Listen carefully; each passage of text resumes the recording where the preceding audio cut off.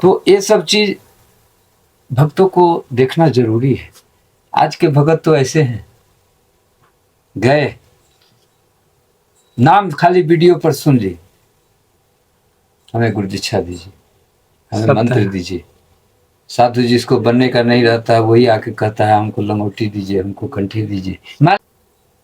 गुरु और शिष्य का रिश्ता जो होता है एक जन्म का नहीं होता, जन्म जन्म का होता है। बिल्कुल नहीं। दुनिया कहती है हम कैसे करें भक्ति, कैसे करें ये काम, कैसे मैं किसी को इस तरह का सम्मान दे, कैसे मर्यादा सीखे, कैसे तो फिर वहां जाकर के जिस दिन वो पहुंचे उसी दिन फिर रावण भी पहुंचा था रात्रि में माता को डरा करके अपने हवेली में लाने के लिए।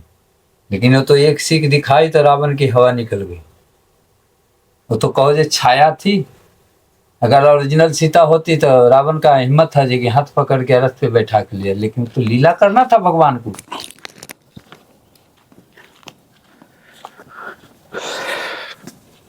दोस्तों, जंगल में आज घूमते घूमते पूरा दिन बीत गया, कोई संत महात्मा की कुटिया नज़र नहीं आई साथियों। और अब चलते हैं, यहाँ से थोड़ी दूर पर है अमृत धारा। साथियों, अमृत धारा की तरफ चलते हैं और वहाँ पे एक संत महात्मा की कुटिया है और चल कर के उनका दर्शन करा देते हैं। थोड़ा हमको भी संतुष्टि मिल जाएगा साथियों, और संतुष्टि इस बात का मिल जाएगा कि पूरा दिन हम घूमते रहें, किसी संत महात्मा का दर्शन नहीं हो पाया, किसी कुटिया का दर्शन नहीं हो पाया। साथियों, ये आप लोग नज़ारा देख सकते हैं दोस्तों, और ये रास्ता जो है जाता है आगे, अमृत धारा बह रही है। अमृत धारा के उस साइड संत श्री महावीर दास जी की कुटिया है। दोस्तों, बहुत ही सिद्ध संत हैं और बहुत ही अच्छे संत हैं, बहुत ज्ञानी संत हैं साथियों। एक बात दोस्तों और बता दें हम आप लोगों को, संत बहुत भोले होते हैं, बेहद ही भोले होते हैं। संतों के अवगुण को नहीं देखा जाता है दोस्तों, संतों के गुणों को देखा जाता है। जो संत महात्मा होते हैं उनकी कोई भी वाणी हो, उनके श्री मुखार बिंदु से निकली हुई कोई भी वाणी हो, वह अमृत समान होता है। और दोस्तों, हमारे कितने दर्शक थे जो कि महाराज जी का जब इसके पहले का वीडियो हम डाले थे तो कितने दर्शक कमेंट किए थे, महाराज जी का नंबर मांगे थे। लेकिन दोस्तों, इसके लिए हम आप लोगों से क्षमा प्रार्थी हैं साथियों, क्योंकि महाराज जी का नंबर हम नहीं दे पाए और इस वीडियो में भी नहीं दे पाएंगे। महाराज जी से हमने पूछा तो महाराज जी साफ कह दिए कि जिनको आना होगा पता बता दीजिए, वो लोग आ जाएंगे, नहीं तो फ़ोन कर करके हमको परेशान करेंगे दोस्तों। और ये बात सत्य भी है, कुछ ऐसे लोग हैं संत महात्मा के पास नहीं जाना चाहते, उनके आश्रम पे नहीं जाना चाहते, नंबर चाहते हैं, नंबर मिल जाता है तो फ़ोन कर करके उनको परेशान करते हैं। और संत महात्मा ये कहते हैं कि नंबर आपको मिल गया, हाल चाल ले लीजिए, अच्छी बात है, लेकिन कोई भी दिक्कत परेशानी घर में आ रही है, आपको किसी बात को लेकर के टेंशन है, प्रॉब्लम है, तो आप हमारे पास आकर के अपने समस्या का समाधान पा सकते हैं, हमारे पास आकर के अपने समस्या का निदान करा सकते हैं। लेकिन फ़ोन पे बार बार 2 रोज़ 3 रोज़ में फ़ोन करना, महाराज जी हमको ये समस्या है, महाराज जी हमको वो समस्या है, महाराज जी काम धंधा नहीं चल रहा है, महाराज जी ऐसा है वैसा है। लेकिन साथियों, ये सब बेकार है, ये सब नहीं करना चाहिए। और दोस्तों, इसीलिए हम आप लोगों से हाथ जोड़कर माफ़ी मांगते हैं, महाराज जी का नंबर हम नहीं दे पाए। लेकिन दोस्तों, कोई भी सवाल हो आप लोग का, आप कमेंट बॉक्स में ज़रूर बताइएगा। हम फिर किसी सिद्ध संत महात्मा के पास जाएंगे तो आपके सवालों को महाराज जी से पूछने की कोशिश करेंगे। तो महाराज जी के पास जा कर के महाराज जी से सत्संग लेने की कोशिश करेंगे और महाराज जी का दर्शन भी कराएंगे दोस्तों। और साथियों, वीडियो पूरा ज़रूर देखिएगा। अगर वीडियो अच्छा लगे तो वीडियो को लाइक करें, चैनल पर नए हैं तो चैनल को सब्सक्राइब करें और वीडियो अधिक से अधिक अपने दोस्तों में शेयर करें। क्योंकि साथियों, वीडियो अगर आप लोग वीडियो में कमेंट करते हैं और वीडियो को शेयर करते हैं, उससे हम लोग को और अच्छा मोटिवेशन मिलता है कि इससे अच्छा वीडियो हम लोग बना सकें, इससे अच्छा सत्संग हम लोग ले सके संत महात्माओं से और अपने वीडियो के माध्यम से आप लोगों तक पहुंचा सके। साथियों, आप लोग घर बैठे बढ़िया अच्छे और सिद्ध संत महात्माओं का दर्शन पा सकते हैं अगर आप हमारे चैनल को सब्सक्राइब करते हैं। इसी के साथ चलते हैं महावीर दास जी के पास और उनके पास जा करके अपने वीडियो के माध्यम से आप लोगों को दर्शन भी कराएंगे और महाराज जी से बहुत ही प्यारा सत्संग लेने की कोशिश करेंगे। और आज का सत्संग दोस्तों जरूर आप लोग पूरा जरूर देखिएगा। और साथियों, इसका 3 पार्ट बनेगा क्योंकि सत्संग काफ़ी लंबा होने वाला है। इसलिए साथियों, वीडियो थोड़ा सा भी स्किप मत कीजिएगा, पूरा वीडियो जरूर देखिएगा क्योंकि बहुत ही प्यारा सत्संग होने वाला है। तो वीडियो में बने रहिए। सबको जय सीताराम। प्रभु जी जय सीताराम। जय जय। भगवान, एक बार हम यहाँ पे आए थे तो आपका सत्संग हम लिए थे और बहुत ही प्यारा सत्संग था। और उसको सुन करके कई भगत लोग बोले कि महाराज जी जो चरित्र के विषय में बोले थे तो महाराज जी से एक बार पुनः सत्संग लीजिए। तो और भगवान ने दर्शन करने के लिए आपका नौगढ़ से एक लोग आए थे हमारे साथ में, अभी हैं 2-4 संत महात्माओं का, वो भी दर्शन किए। शुरुआत में कोई भक्ति करना चाहता है तो प्रभु क्या रास्ता है, उसका नियम कर्म कैसे क्या है, कैसे गुरु महाराज का चयन करेगा? बहुत अच्छा सवाल है। इस सवाल से मैं बहुत खुश हुआ जो कम से कम हमारे भक्त प्रेरित तो हो रहे हैं। जो बिल्कुल बिल्कुल भक्ति में क्या क्या करना पड़ता है, जो नव भक्ति होता है, नव भक्ति बना गया है रामचरितमानस में लिखा हुआ है। पहली भगति संतन कर संग, दूसरी भक्ति कथा प्रसंग, तीसरी भक्ति अमान। वैसे सब सरल ही भक्ति है, जितने नवधा भक्ति है ये सब सरल भक्ति है। एक जगह रह करके आदमी उसको कर सकता है जी। भगवान की भक्ति करने के लिए किसी भी भक्त को सबसे पहले संत से जुड़ना पड़ेगा। वो तरीका बताएगा, वो नियम बताएगा, वो उसका सब स्थिति बताएगा जो कैसे तुम्हें 9 भक्ति में से अगर किसी एक भक्ति में भी कोई भी मनुष्य का मन लग गया जी तो ठाकुर जी उसके साथ में एक भक्ति। अब सब सबरी तो नहीं हो सकता ना। बिल्कुल बिल्कुल है? सब सबरी नहीं हो सकता। नवधा भक्ति करने वाली एक वही निकली थी। जितने ऋषि मुनि थे उस सब में, तभी तो भगवान किष्किंधा जब गए तो सबरी के ही कुटिया पर गए और संत की कुटिया सजी की सजी रह गई, नहीं गए क्योंकि वहां नवधा भक्ति नहीं था। और सबरी ने मतंग ऋषि के आश्रम में बैठ करके ही नवधा भक्ति का प्राप्ति कर लिया, उसे कहीं जाना नहीं पड़ा। और गुरु भी कह के गए थे उसे, तुम कहीं जाना मत इस आश्रम से, भगवान तुम्हारे पास स्वयं आ गए और जो चाहिए सो मांग लेना।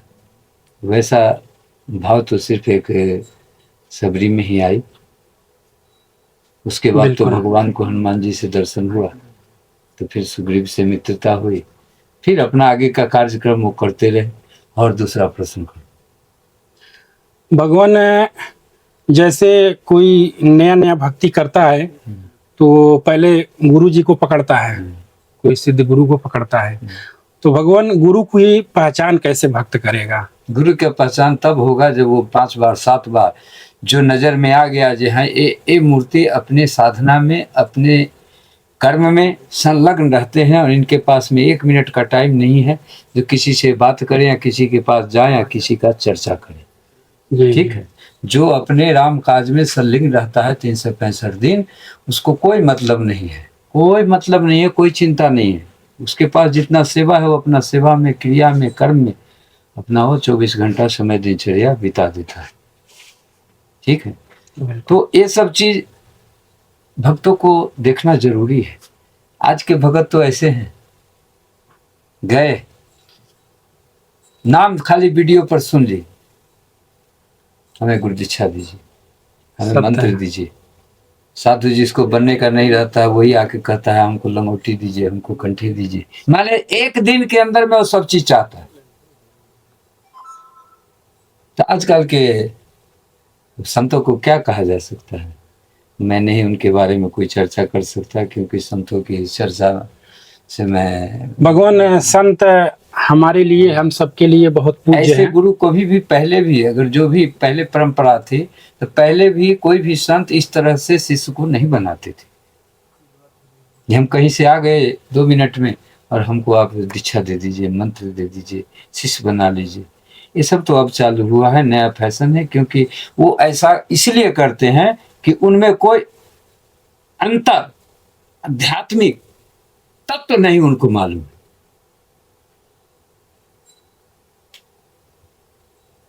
गुरु और शिष्य का रिश्ता जो होता है एक जन्म का नहीं होता, जन्म जन्म का होता है। गुरु नहीं बदला जा सकता, भगवान नहीं बदला जा सकता, ये दो चीज बदलने की चीज नहीं। लोग तो समझते हैं जी अरे इसी जोनी में ना, इसी जन्म में ना है, लेकिन नहीं, ऐसा नहीं। एक बार जो श्रद्धा भाव से बना लेता है, हर जन्म में जब तक वो मनुष्य जन्म का जन्म लेते रहेगा तब तक उसको वही गुरु प्राप्त होगा, चाहे भारत के अंदर कहीं भी जन्म ले, वही गुरु प्राप्त होगा। वही गुरु प्राप्त होगा। क्योंकि गुरु और भगवान की कभी अंत नहीं होती, वो कभी मरता नहीं। मरता तो शरीर है, मरता तो शरीर है, गुरु नहीं मरता, भगवान ने नाम कभी मरते देखे हो? नाम को नहीं भगवान, नाम को मरते देखे? बिल्कुल नहीं। दुनिया कहती है हम कैसे करें भक्ति, कैसे करें ये काम, कैसे मैं किसी को इस तरह का सम्मान दे, कैसे मर्यादा सीखे, कैसे चरित्रवान बने। अरे चरित्रवान बनने के लिए कहीं सीखना नहीं पड़ता है। माता पिता बताता है जी कि तुम चरित्रवान बनो, तुम हमारे अंदर अनुकूल रहो, हमारे ज्ञान के अनुकूल तुम चलो तो तुम सब कुछ बन जाओगे। लेकिन कितने % अभी हैं भारत में जो अपनी माता पिता का आज्ञा का पालन कर रहे हैं, जिसके कारण इतने युवक, कितनी युवतियां क्या स्थिति में चल रही है, सिर्फ माता पिता को न मानने के कारण उसकी ये स्थिति हो रही है। नहीं तो इतना जल्दी 6000 वर्ष में इस तरह की स्थिति मानव का होना बड़ी दुर्लभ लग रहा है। आने वाला 2-4 हजार वर्ष में और क्या होगा मानव की स्थिति, ये पता नहीं। जानवर से भी बेहतर हो, से अच्छा तो जानवर होगा। बिल्कुल। ज्यादा दिन नहीं लगेगा, बहुत कम दिन में ये सब स्थिति लोगों को देखने के मिलेगा। न इसको भगवान रोक सकते, न इसको कोई भारत के प्रधानमंत्री या राष्ट्रपति रोक सकते हैं। बिल्कुल नहीं रोक सकते, नहीं रोक ये सकते। होके रहेगा। सब चीज कलयुग का लिखा हुआ है रामचरितमानस में। जिसको ज्यादा गौर करना है, ज्यादा ध्यान देना है तो चौपाई पढ़े और देखे, या जो लिखा है वही होना है, दूसरा कुछ नहीं होना है। अभी तक ना हुआ है दूसरा कुछ, ना होगा। सारी कलयुग यही होगा। जितने शब्द का लिख करके तुलसीदास जी ने दे दिया है उसमें से कोई काट नहीं सकता। लेकिन मनुष्य मानता नहीं उसको, रामायण को नहीं मानता, जिसका कारण है जी कि सब अपने कटने मरने के लिए तैयार हैं, अपना पूरा जीवन नहीं जी पा रहे हैं। अपना जीवन नहीं जी पा रहे हैं तो दूसरे को क्या जिला लेंगे। सत्य है भगवान। नवधा भक्ति में सबसे प्रथम संत का संगति करेगा तो उसे पता चलेगा कि नवधा भक्ति में क्या क्या है और क्या करना चाहिए। इतना सारा नहीं होगा तो कम से कम एक को मैं सहारा ले लूं जो हमसे हो जाए, तो भगवान ठाकुर जी उसके ऊपर कृपा करते रहते। एक भी भक्ति, जैसे संतों की संगति में रात दिन 30 दिनों संग, मैंने आधा घंटा 1 घंटा सत्संग करता है लेकिन नित्य करता है, वो प्रथम भक्ति है। दूसरी भक्ति, उसमें भी मन नहीं रम रहा है तो जहाँ संत कथा करते हैं, जहाँ भगवान की कथा होती है, नित्य कथा होती है, वहाँ जाके बैठो तो जो भी बातें बताएगा सो सब रामायण की बताएगा, वो अपने मन की नहीं बताएगा। उसका अध्ययन करो, हैं। उससे भी नहीं तुम्हारा मन भरता है तो आदमी का छोड़ो सेवा, तुम वृक्ष की सेवा करो, जो बोलता नहीं वो भी फल फूल देता है। एक पुत्र के बराबर जितना आदमी एक पुत्र के लिए ललायित रहता है, उतना एक आम का वृक्ष अगर अपने घर के आंगन में लगा दे तो 10 बेटे का सुख उसको वो पेड़ देगा। और 10 बेटा पैदा कर दे, लेकिन हो सकता है जो 10 के 10 उसको एक को सेवा न कर सके। ऐसा बहुत सारे प्रमाण। बिल्कुल। कहावत तुम्हें बड़ा हुआ तो क्या हुआ, जैसे पेड़ खजूर, पंछी को छाया नहीं फल लागे अति दूर। तार का पेड़ कितना बड़ा होता है, लेकिन एक पक्षी को भी छाया नहीं दे पाता है। देता है? नहीं दे कभी पाता है। तार पेड़ के नीचे देखे हो कोई पक्षी को या कोई जानवर को, कभी ठंडा में रहते हुए जहाँ नहीं, छाया है, पेड़ है, नहीं दे पाता है। उतना भी बड़ा नहीं बनना चाहिए जब मैं किसी का कुछ ना कर सकूं। ये शरीर जो बना है मनुष्य का, ये परमार्थ के लिए बना है, स्वार्थ के लिए नहीं बना है। भक्ति पाने के लिए बना है। भगवान कलयुग में जितने को जन्म दिए हैं ये भारतवर्ष में, अपनी कृपा से दिए। ये सबसे सरल भक्ति है कलयुग में। ना कुछ कर पाएगा तो कम से कम नाम जप करके इसका जीवन में उद्धार हो जाएगा। लिखा हुआ है रामचरितमानस में, कलयुग केवल नाम आधारा, सुमिरी सुमिरी भव उतरहु पार। अब नाम भी नहीं लेगा तो उसके लिए तो फिर कोई दूसरा जगह है ही नहीं, उसको तो नरक जाना ही पड़ेगा। का वर्षा जब किसी सुखाने समय चूक तब का पछताने है। जब हमारा फसल सूख ही जाएगा तो वर्षा होकर क्या करेगा? बचपना बिता देंगे, जवानी बिता देंगे, आधा उम्र बिता देंगे, फिर भी नहीं कुछ समझने के लिए तैयार होंगे। जब बुढ़ापा आएगी तो आंसू छोड़ करके उनको खुशी नहीं नजर आएगी। अब पछताने के सिवा कुछ नहीं रह जाएगा, क्योंकि उनके पास समय ही नहीं, शरीर में उतना बल ही नहीं जो आधा घंटा बैठ के राम राम कर लें। भगवान, आज भी हम गांव में देखते हैं या कहीं हम देखते हैं इस चीज को, लोग और खासकर अपने हिंदू धर्म में लोग कहते हैं अरे अभी तो हमारा कमाने का उम्र है, अभी बहुत समय है भक्ति करने के लिए। तो यह बात कितना सत्य है? यह बात कितना सत्य ये बात तो जो बोल रहा है अभी बहुत उम्र है, उसके लिए बहुत होगा। अच्छा अच्छा। उसके लिए बहुत होगा, हो सकता है बहुत उम्र लेके आया होगा नहीं, उसके लिए बहुत उम्र होगा। लेकिन एक बात भक्त कान खोल के सुन ले, कलयुग में सिर्फ 100 साल की उम्र भगवान दिए हैं मनुष्य को। 100 साल। अभी के जनरेशन में हमको नहीं लगता है जो कोई 100 साल जी लेगा। जो अभी बच्चे जन्म ले रहे हैं, चाहे जितना सुखिया हो या दुखिया, 100 साल नहीं जी पाता है। स्वामी जी बिना तब के 100 साल पहुंचेगा ही नहीं। सवाल ही नहीं उठता। 50 से नीचे सब जा रहे हैं। हाँ, फुटबॉल के तरह सब ऐसे उड़ाते हुए चले जाएंगे, कोई देखने वाला नहीं है। बिल्कुल। अरे जब भी तुमको ज्ञान कोई दे रहा है, सत्संग करके बता रहा है, उसी समय से तुम जुड़ जाओ, निकाल करो। यह शिक्षा रावण ने दी थी लक्ष्मण जी को मरते समय। राम जी स्वयं भेजे थे, जाओ लक्ष्मण, रावण से बड़ा कोई बुद्धिमान नहीं है, जाओ थोड़ा उससे ज्ञान ले लो। ये भी पहुंचे, लक्ष्मण जी भी पहुंचे। और लक्ष्मण जी तो लक्ष्मण जी थे भाई, राम जी के भाई हैं, इनका तो कुछ मर्यादा है ना, ये अपनी मर्यादा में रहे। ये जाके सर के पास खड़ा हुए रावण के। अब उतनी बड़ी अहंकारी राजा को जब निद्रा खुलेगी तो ऐसे करके थोड़ी देखेगा, वो तो जो सामने देखेगा उसी को देखेगा। जब इनसे कोई बात नहीं हुई लक्ष्मण जी से, तो ये गुस्सा के वापस आ गए। तो भगवान पूछे जे कि लक्ष्मण क्या हुआ? कहा भैया वो तो मेरे तरफ घूम के भी नहीं ताका, और होने की तो बात छोड़ दीजिए। कहा तो तुम खड़ा कहाँ हुए थे? मैं तो उसके सर के पास खड़ा हुआ था। लक्ष्मण, किसी से अगर कुछ लेना हो तो बेटा बन के लेना पड़ेगा, बाप बन के जाओगे तो कोई कुछ नहीं देगा। नजर खुली, लक्ष्मण तुम? हाँ। अब तो मेरी अंतिम समय है, तुम काहे के लिए मेरे पास आए हो? कहा जी कुछ ज्ञान लेने आया हूं। भैया कहे हैं जो कि रावण से बढ़ के सृष्टि में किसी के पास उतना बुद्धि नहीं है, जाओ कुछ ज्ञान ले लो, अब तुम्हारा तो अब अंतिम समय है, इसीलिए आया। तो एक ही ज्ञान दिया था रावण, जो काल करो से आज करो, आज करो से अब, पल में प्रलय होएगा, बहुरी करोगे कब। हे लक्ष्मण, मैंने भी सोचा था कि आकाश में सोने की सीढ़ी लगा दूंगा, दूध का गंगा बहा दूंगा, बेटा से पहले बाप को नहीं मरने दूंगा। लेकिन यह दिन हम सोचते रह गए, लेकिन कभी ऐसा समय नहीं है। अब तो संग हमको ही जाने की समय आ गई। मेरा सोचा हुआ अच्छा कार्य रह गया। इसीलिए लक्ष्मण, जो अच्छा कार्य लगे उसको शीघ्र शुरू कर दो, कल की चिंता मत करो। जो कल करना है उसको आज कर लो, जिसको आज करना है उसको अभी कर लो, तभी वह अच्छा कार्य हो सकता है। जहां तूने उसको टाला तो फिर वह कार्य तेरे बस में नहीं रहेगा, तेरे समय से नहीं हो सकता। हो सकता है तेरे पास और कोई कार्य आ जाए, तुम उसमें लग जाओ और वो कार्य तुम्हारा पड़ा के पड़ा रह जाए। अच्छे दिन, अच्छे समय, अच्छे ज्ञान की अगर प्राप्ति हो, जहाँ इस मार्ग पर चलेंगे, इसको धारणा करके चलेंगे, तो मैं जीवन में सुकून से अपनी जिंदगी जी सकता हूँ। एक शब्द बहुत होता है ज्ञानियों के लिए, और जितने भी महान व्यक्ति हैं, मर्यादित व्यक्ति हैं, इनके लिए एक शब्द बहुत होता है, क्योंकि वो पूरे देश को शिक्षा देती है। स्वामी जी 64 युग राज करने वाला मृत्यु के समय जो है तो लक्ष्मण जी को ज्ञान दिया, हाँ, ये 100 साल वाले